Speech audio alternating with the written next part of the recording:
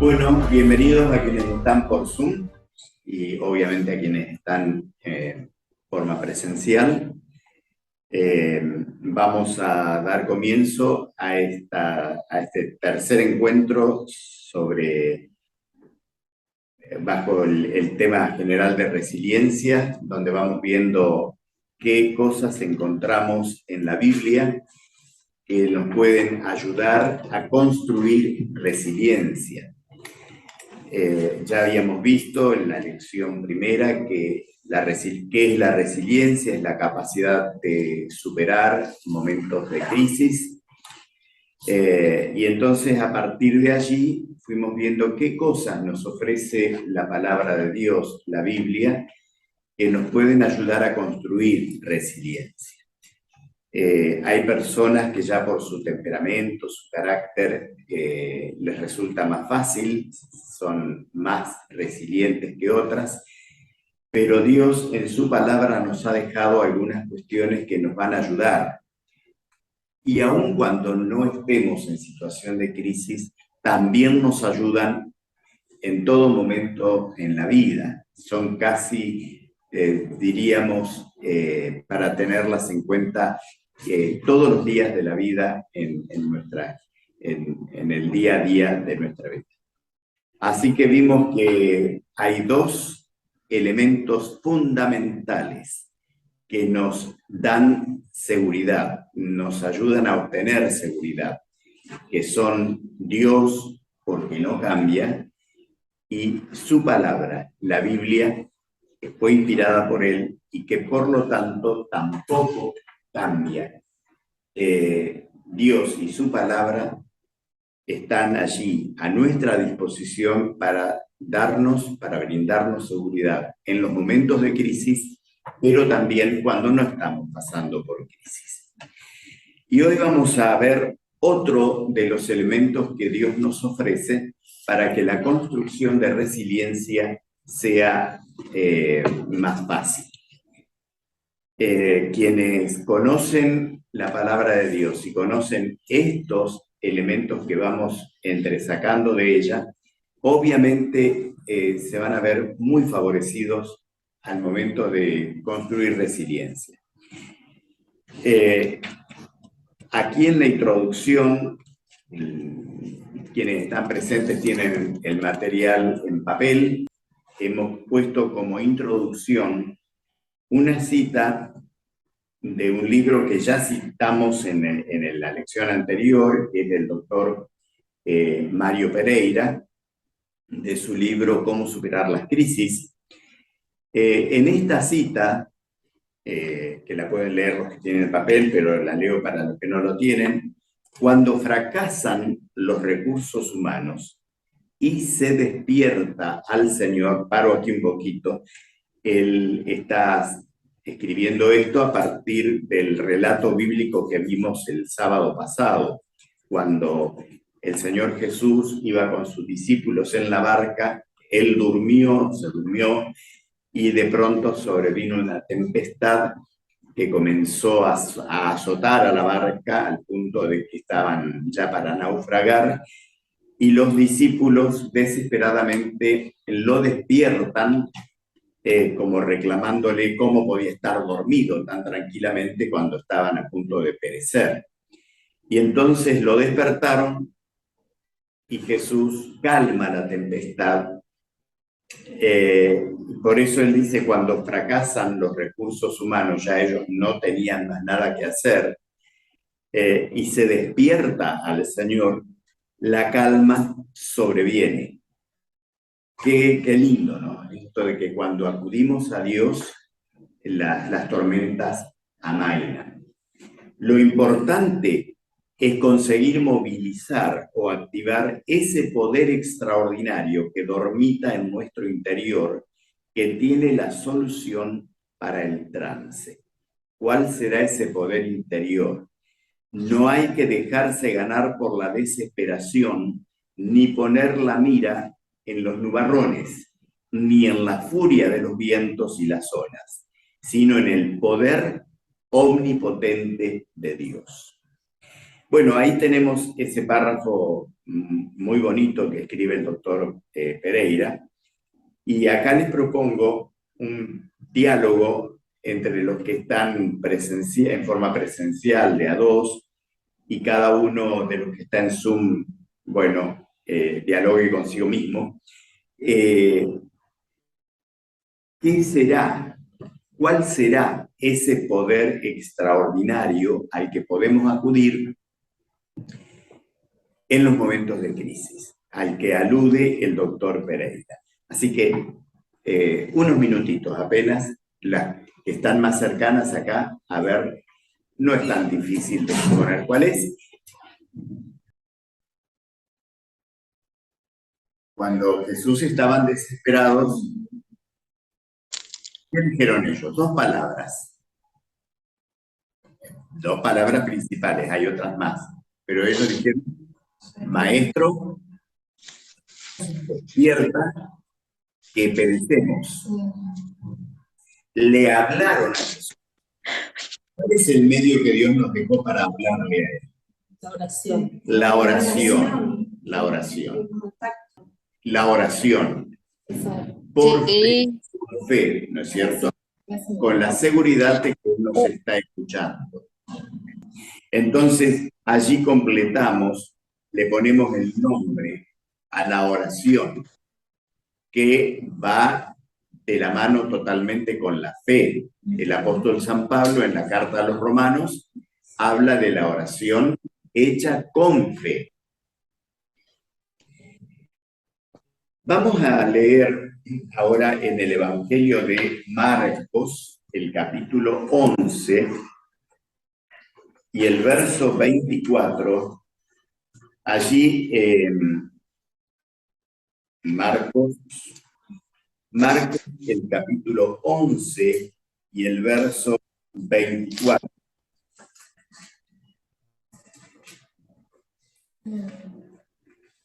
Acá dice, Jesús está hablando aquí: por tanto, os digo que todo lo que pidáis orando, creed que lo recibiréis y os vendrá. En este corto pasaje hay tres elementos a tener en cuenta cuando hablamos de la oración. Si releemos, dice: todo lo que pidáis orando. Lo primero que hay que hacer es pedir orando. Allí tenemos para completar el primer elemento. Después hay lo que mencionó Beatriz: creer, tener fe, ¿no? Creed que lo recibiréis. Si yo voy a pedirle una tacita de azúcar a mi vecino porque se me terminó, y le digo: vengo a pedirte algo que sé que no me vas a poder dar. Bueno, primero, ¿para qué voy si no puedo hacer? Y con esas palabras no va a tener muchas ganas de ayudarme tampoco, ¿no? Entonces aquí dice: creed que lo recibiréis. Y si pedimos orando, creyendo que lo vamos a recibir, el tercer elemento es una certeza: os vendrá. Eso que pedimos va a venir. Es importante recordar, no lo dice este texto, pero hay muchos más, y Jesús nos enseñó que no todo lo que pedimos va a venir como lo pedimos. Porque a veces en como no vemos más allá de lo que tenemos delante de los ojos, por ahí dice la Biblia que no pedimos bien. Tenemos las buenas intenciones y la seguridad, pero no estamos pidiendo bien. Tenemos que dejarle nuestra necesidad al Señor, plantearle que estamos seguros que nos va a responder, pero que nos responda de acuerdo a lo que es mejor para nosotros. Por eso Jesús nos enseñó en el Padre Nuestro que tenemos que decirle que se haga su voluntad, ¿verdad? A veces creemos que la voluntad nuestra es la mejor, porque queremos lo mejor, de acuerdo a lo que vemos. Sin embargo, tenemos que dejarle a Dios en sus manos, porque sus respuestas, aunque no las entendamos, son las mejores.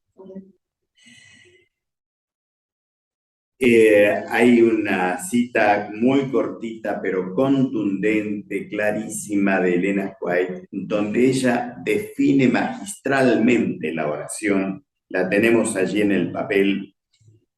Orar es el acto de abrir nuestro corazón a Dios como a un amigo. Qué hermoso texto. Porque cuando vamos al médico, le hablamos al médico, claro, pero no le hablamos como a un amigo, a menos que sea un médico con el que tenemos ya una relación de mucho tiempo. Le planteamos lo que nos pasa, lo escuchamos, le preguntamos, pero hablamos con el profesional, no necesariamente con el amigo. Igual si vamos a un abogado o si vamos a una agencia de autos a comprar un auto. Cuando nos encontramos con un amigo o una amiga, la cosa es distinta. No estamos manteniendo una conversación protocolar. Le abrimos el corazón, le hablamos como hablamos normalmente, ¿verdad? Entonces, eso es orar, eso es orar. Hay gente que es obvio, la oración es algo que se va adquiriendo a medida la habilidad, a ver, la destreza para orar se va perfeccionando, la vamos logrando con nuestra madurez cristiana. Con la persona con la que somos amiguísimos, algún momento comenzó la amistad. Cuando comenzó, bueno, la cosa no era tan fluida como después de muchos años de amistad. Bueno, lo mismo pasa con la oración. Ese abrirle el corazón a Dios, al principio tal vez no sea tan fluida la acción. Pero siempre debiéramos recordar qué es orar. Es abrirle el corazón a Dios. Es abrirle el corazón a Dios. Y acá estamos entrando en un tópico que dice tipos de oración. Hay distintos tipos de oración. Acá estamos planteando dos nada más. Dos que están en el texto del Evangelio de Mateo, uno en el capítulo 14 y el verso 30, que probablemente sea la oración más corta que se ha pronunciado alguna vez. ¿Quién lo encontró y lo quiere leer? Esté por Zoom o en forma presencial. Sí. ¿Qué dice? Sí, Ana. Pero cuando Pedro vio el viento fuerte, tuvo miedo y empezó a hundirse. Entonces gritó, Señor, sálvame. Bueno, este relato es cuando los discípulos estaban en un bote y vieron que Jesús venía hacia ellos, caminando sobre el agua. Bueno, eso es algo nunca visto para ellos. Para mí, si lo viera, tampoco vi a alguien caminar sobre el agua. Para Dios, que inventó el agua, no es posible hacerlo. Y Pedro, así arrebatado como era él, quiso también hacer lo mismo. Así que le pidió a Jesús que le permitiera caminar por el agua, salió del bote y empezó a caminar. Lo iba mirando a Jesús. Y yo me imagino la escena, no sé si habrá sido así, que en un momento los mira a sus compañeros y vieron lo que estoy haciendo, ustedes están ahí metidos en el bote. De lo que soy capaz de hacer. Y cuando dejó de mirar a Jesús y miró a los otros, se miró a sí mismo haciendo la hazaña que estaba haciendo, según él, empezó a hundirse. Acá hay una lección importante, ¿no? Si perdemos de vista a Jesús, bueno, corremos ese riesgo de hundirnos. Cuando empezó a hundirse, en la desesperación hizo una oración. Ni pensó que estaba orando, pero estaba orando. Señor, sálvame. Y Jesús le respondió, le tendió la mano, lo sacó de ella de la semi-inmersión que estaba teniendo y lo volvió a poner seguro. Señor, sálvame. Esta oración es probablemente una de las a las que la gente acude más. Dicen que aún los ateos, en un momento de desesperación, se les va el ateísmo, qué sé yo, momentos muy críticos, como cuando un avión está por venirse abajo, ¿no? No hay ateos, dicen allí en el avión cuando se va a pique, o parece irse a pique. La oración de socorro, no hay palabreríos allí. Pedro dijo, Señor, sálvanos, punto. La oración de socorro. Es un tipo de oración, la más simple, la más elemental, la que surge más rápido, la que ningún prejuicio nos ata a ese tipo de oración. Y en la otra punta, la oración de entrega. Y hay un texto de Mateo 26, 42, son palabras de Jesús orando. Mateo 26, 42. ¿Quién lo va a leer? Por segunda vez se apartó y oró diciendo, Padre mío, si esta copa no puede pasar de mí sin que yo la beba, hágase tu voluntad. Bueno, poco tiempo antes de ser crucificado, Jesús, en agonía, diríamos, allí en el Getsemaní, sufriendo por lo que se le venía encima, que como humano no quería pasar. Pero fíjense, le dice a su padre, si es posible zafar de esta, pero si es posible, si es posible. Entonces, hágase tu voluntad. Yo quisiera zafar, pero vine a cumplir una misión. Estoy entregado a esta misión, estoy entregado a tu voluntad. Hacé como a vos te parezca. ¿Cuántas veces quisiéramos zafar de una situación tremenda que estamos pasando? Tremendo. Pero ¿qué dijo Jesús? Si es posible, si es posible. Si es posible, Señor, ayúdame a superar este trance. Si es posible. Pero si no, si es necesario que esto ocurra así, que se haga tu voluntad. La oración de entrega. No perdemos la fe, la seguimos manteniendo, pero le dejamos al Señor que Él haga. Si es posible lo que yo quiero, que lo haga. Pero si no es posible lo que yo estoy pidiendo, que haga su voluntad. Y fíjense que Jesús no pudo zafar de la cruz. Tuvo que llegar a la cruz. Sin la cruz no haría posible nuestra salvación. De modo que, qué importante es la oración de entrega.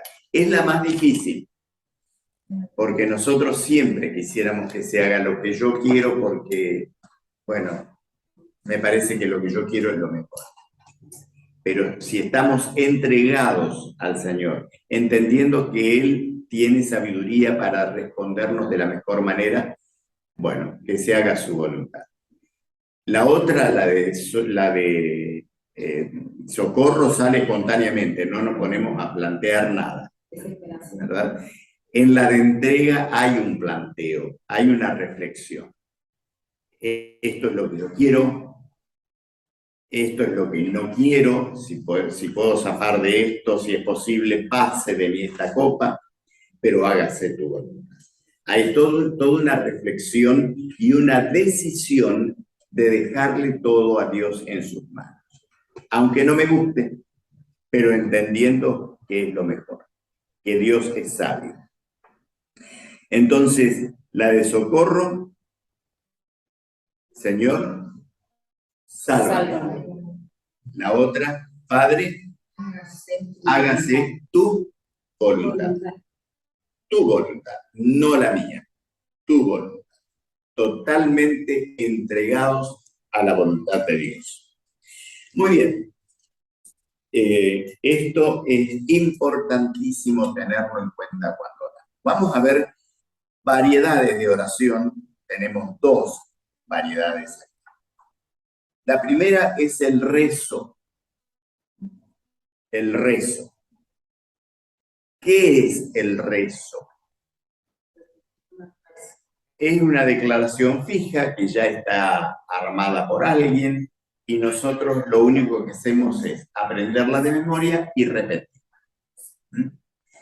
Y bueno, es una práctica muy difundida, muchos rezan, y hay un ejemplo que es el Padre Nuestro, que Jesús nos lo dejó cuando los discípulos le pidieron que les enseñara a orar. Les dijo, bueno, ustedes pueden orar así. Y les deja el Padre Nuestro. Hay dos, en dos de los evangelios aparece el Padre Nuestro con una pequeña variante en uno de los dos. Podemos buscar, si ustedes quieren, algunos buscan la primera, el primer Padre Nuestro, que está en Mateo el capítulo 6, los versos 9 al 13, y el otro está en Lucas, el capítulo 11, los versos 2 al 4. La segunda versión, la de Lucas, es la que la gente reza es la más conocida de las dos. La de Lucas. La de Mateo, que es la misma, tiene un aditamento al final que no está en Lucas. No sabemos por qué Lucas no puso esto. Y no nos dejes caer en tentación, sino líbranos del mal. Porque tuyo es el reino, el poder y la gloria por todos los siglos. Amén. Bueno, esta expresión tuyo es el poder y la gloria, ¿estoy siguiendo bien? Sí. Es una expresión de alabanza. Acá no hay pedido, no hay agradecimiento, es una expresión de alabanza al Dios cuyo poder Jesús reconoce y expresa. Tuyo es el reino, el poder y la gloria, ¿verdad? Un reconocimiento de lo que es Dios para nosotros. Lo alabamos por eso, por su poder, por su gloria. Y termina por todos los siglos. Amén. Habla de la existencia eterna del Dios al que adoramos. Esta expresión última con la que cierra aquí el Padre Nuestro no está en la versión de Mateo 6. El resto de la oración está completísimo. Bueno, el rezo. Que Jesús haya dejado el Padre Nuestro como un ejemplo, no quiere decir que tenemos que rezar nada más que el Padre Nuestro y ahí se tiene que limitar nuestro acto de orar. ¿Por qué? Porque si es el acto de abrir nuestro corazón a Dios como un amigo, cuando vamos a charlar con un amigo, no llevamos armada la charla. De paso, a las mujeres se les terminaría no les alcanzaría el papel si quieren llevar armado todo. A algunos, como yo, les resultaría muy simple, con media hojita y 3 o 4 frases, ya está. Pero aun cuando se pudiera llenar hojas de una posible charla que tendríamos con nuestro amigo o amiga, no alcanzaríamos a poner todo, porque en la charla van surgiendo cosas que no habíamos pensado que íbamos a hablar. Entonces, rezar es muy limitante. Además, no son las ideas nuestras, son las ideas de otro. Yo creo que Jesús no tuvo tanto la intención de que repitamos de memoria el Padre Nuestro. No está mal hacerlo, si es que sabemos lo que estamos diciendo. A mí me llevó muchos años encontrar lo que estaba diciendo cuando rezaba el Padre Nuestro. Lo rezaba, repetía de memoria, no sabía lo que decía. Hasta que pasó mucho tiempo y empecé a descubrir lo que estaba diciendo. Y acá viene, entonces, bueno, antes de pasar a lo que viene en el Padre Nuestro, la segunda variedad de oración es la oración espontánea. Y es la conversación directa, no memorizada, con Dios, donde exponemos las necesidades del alma. Hay un ejemplo de una oración espontánea, y más en la Biblia, pero uno que es muy, muy bonito, que está en el primer libro de Samuel, en el Antiguo Testamento, el capítulo 1 y el verso 15. Allí en el capítulo 1, Samuel habla de una experiencia que tuvo su mamá antes de que él naciera. Entonces cuenta, evidentemente la mamá se lo contó, y él escribe en la historia esto que la mamá le contó. Su mamá no podía tener hijos, pero soñaba con hijos. Y cada vez que iba al templo, le planteaba al Señor su deseo. Y entonces, en una de estas ocasiones en que estaba orando en el templo, el sacerdote Elí la ve que mueve los labios, evidentemente con mucho fervor, pero no escucha lo que dice.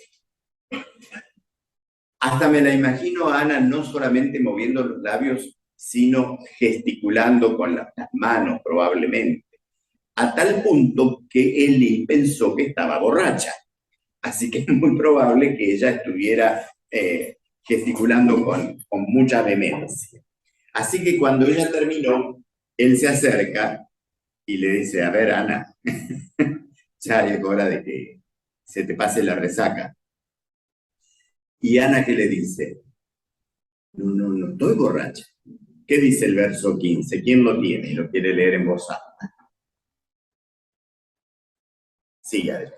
Ana respondió, no, señor mío, sino que soy una mujer atribulada de espíritu. No he bebido vino ni sidra, sino que he derramado mi alma ante el Señor. Ahí está. ¿Qué dice Ana que hizo? Volvió Derramó su alma. Le abrió el corazón a Dios. Estoy atribulada, estoy atormentada por este sueño que tengo. Y le he derramado mi corazón, he abierto mi corazón a Dios. ¿Ven? Entonces, allí está, la oración espontánea. Porque si yo me aprendo algo de memoria y me limito a eso, puede ser que mi gran necesidad no esté incluida en eso porque lo escribió otro, ¿verdad? Entonces, no está mal, no estamos condenando el rezo, pero la oración espontánea tiene más valor porque es allí donde puedo derramar. De todas maneras, allí está el Padre Nuestro, que evidentemente no necesariamente está para memorizarlo, pero sí para saber qué puede incluir una oración cuando yo oro espontáneamente. Entonces, por eso Jesús les dijo, oraréis así, no necesariamente repitiendo. Porque el paso no está registrado allí que les haya hecho repetir, porque no le podía dar un papel con la oración escrita, no había. Pero, ¿qué elementos puede incluir una oración espontánea? Así que vamos a volver al Padre Nuestro, cualquiera de las dos versiones, la de Mateo 6 o la de Lucas 11, y vamos a ir desmenuzándolo. Y yo les voy a contar, cuando lo vayamos desmenuzando, qué descubrí después de muchos años que yo estaba diciendo sin darme cuenta, por repetir como un loro. ¿Quién lo tiene? Vamos a empezar a leerlo y, disculpen, yo les voy a ir cortando la lectura como para analizar las partes. Mateo 6 o Lucas 11, cualquiera de los dos. ¿Quién lee? Lucas. Lucas 11. Verso 2 en adelante. Y les dijo, ahí está, a ver. Cuando oréis, decid, Padre nuestro que estás en los cielos. Ahí va. Acá cuando oramos, Jesús nos enseña que nos dirigimos ¿a quién? Al Padre, al Padre. No tenemos que orar a nadie más que al Padre. Padre, y le pone el nuestro, no es un Padre cualquiera de otro, es el que me incluye a mí, Padre nuestro. ¿Qué sigue diciendo? estás en los cielos. Bien. Santificado sea tu nombre. Bueno, acá aparece otra expresión de reconocimiento. Dolor. Exacto. El nombre. Recordemos que en los 10 mandamientos, el tercero habla de respetar, santificar el nombre, la importancia que tiene el nombre de Dios. Es como decir la importancia del apellido de mi padre que yo heredé. Lo puedo honrar o deshonrar a ese apellido con mi conducta. Y si yo quiero honrar a mi padre, la primera manera que tengo para honrarlo es con mi conducta. La importancia que tiene el nombre de mi padre. Bueno, acá la importancia del nombre de Dios. Santificado sea tu nombre. Pero ¿quién es el responsable de que ese nombre sea santificado y no pisoteado? Nosotros. Bien. Después, ¿qué dice? Venga tu reino. Venga tu reino. Venga tu reino. Fíjense las cosas por las que tenemos que orar. Yo nunca pensé en la expresión venga tu reino. Hasta que descubrí que Jesús tiene planes de volver y establecer su reino cuando Él vuelva a la tierra por segunda vez. Y Él nos enseñó que oremos por eso, que anhelemos que Él venga y establezca su reino. Que primero lo establece en mi corazón, ¿no? Fíjense el nombre de Dios, su reino. Fíjense lo que va primero en una oración, ¿no? Después, ¿qué dice? Sea hecha tu voluntad. Sea hecha tu voluntad. Aquí está otra vez la oración de entrega. Pero estos tres elementos, el nombre de Dios, su reino y la voluntad de Dios, debieran encabezar nuestras oraciones. Nosotros a veces estamos tan centrados en nosotros mismos que lo único que hacemos es abrir la oración y darle a Dios la lista de lo que necesito. Como cuando voy al mercado. Yo no llevo la notita de cosas que voy a comprar, un encabezamiento agradeciéndole al chino que le voy a comprar o a... No, la lista de la harina, el queso, las cosas que estoy necesitando. Bueno, a veces nuestras oraciones pueden parecer eso, la lista del mercado, ¿no? Necesito esto, chao, ya está.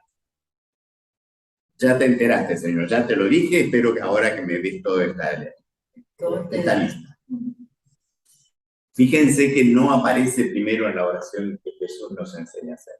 El nombre de Dios, su reino y su voluntad. Y después sí. ¿Qué dice después? Danos hoy el pan nuestro de cada día. Ahí está. Ahora, después de haber puesto a Dios primero, viene lo mío. El pan nuestro, que no es solamente el pan, la comida, todas las necesidades que tenga, cuales sean. Tal vez el pan resume o sintetiza todas mis necesidades. Después, ¿qué dice? Perdónanos nuestros pecados, porque nosotros también perdonamos a todo el que nos debe. Bueno, acá está hablando de nosotros y los otros.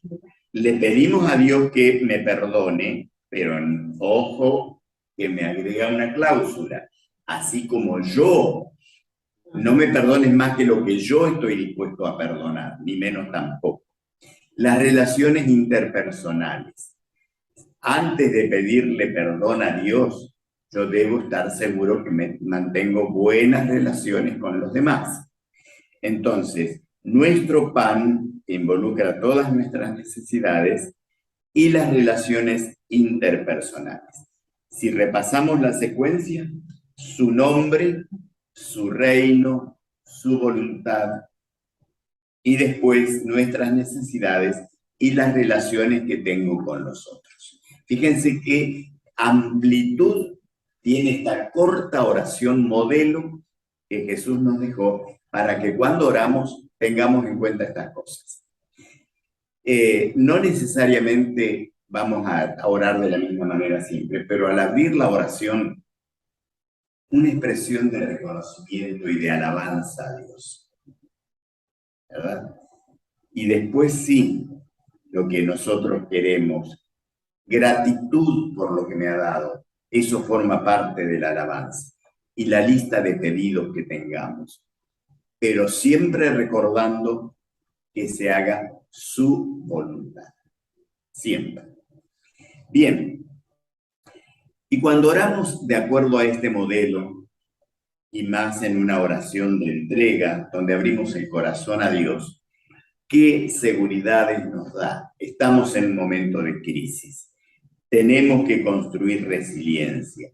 Acá tenemos un instrumento que Dios nos ha dejado, la oración, para que en el momento de crisis, ojalá también en los de no crisis, en los de calma, podamos orar. Pero Dios nos da una seguridad clarísima. Salmo 3, verso 4. Vamos a leer el Salmo 3, verso 4. Con mi voz clamo al Señor y Él me responde, desde su santo monte. Bueno, con mi voz clamo, yo le hablo. Pero fíjense la seguridad que nos da ahora. Él, ¿qué hace? Me responde. No dice capaz, vos hablale, pero quién sabe, capaz te responde, capaz que no. Es clarísimo, es contundente, hay certeza en esta declaración. Él me responde desde su santo monte, desde el lugar donde está, como sea el lugar donde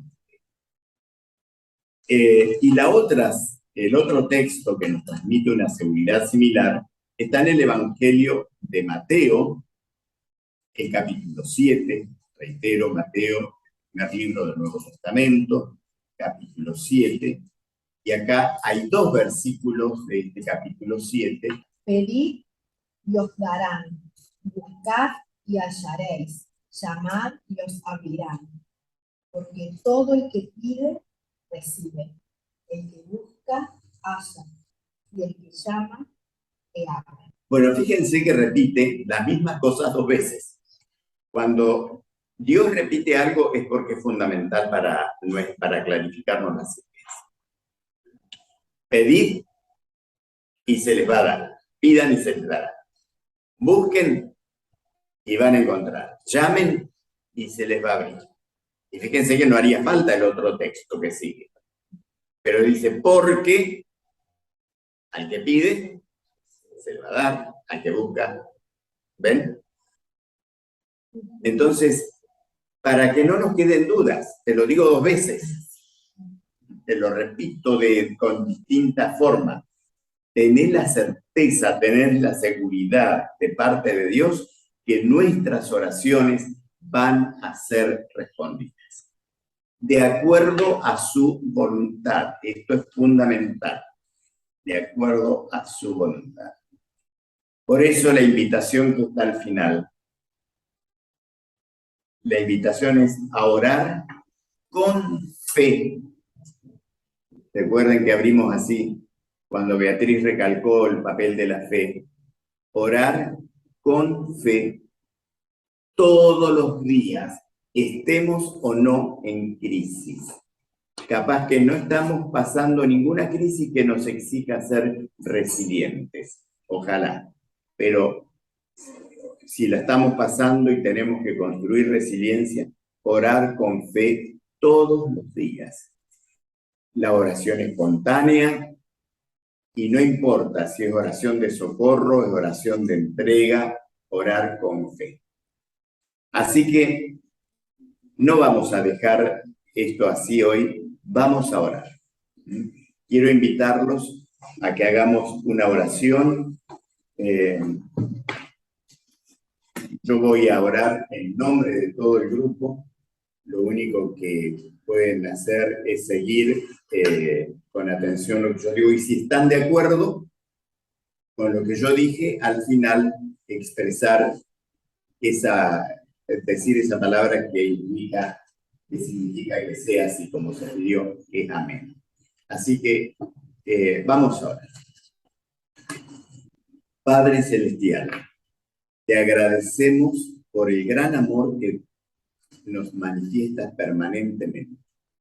Gracias por darnos en tu palabra la seguridad de que estás atento a nuestras necesidades. Gracias por este instrumento que nos has dejado en nuestras manos, que es la oración. Te pedimos que nos ayudes a usarlo, que podamos ir a tu presencia cada día, expresándote lo que hay en nuestro corazón. Señor, te rogamos que escuches nuestras oraciones, que las respondas de acuerdo a tu voluntad. Y quiero pedirte especialmente tu bendición sobre cada uno de los que estamos participando de estos encuentros. Tú conoces, Padre, lo que hay en nuestros corazones, nuestras necesidades, nuestras angustias, nuestros anhelos, nuestro agradecimiento. Tómalo, Padre, porque lo conoces. Te lo dejamos en tus manos. En el nombre de Jesús. Amén. Gracias por acompañarnos a quienes están por el Zoom. Dios los cuide y los bendiga. Gracias a quienes están en forma presencial también.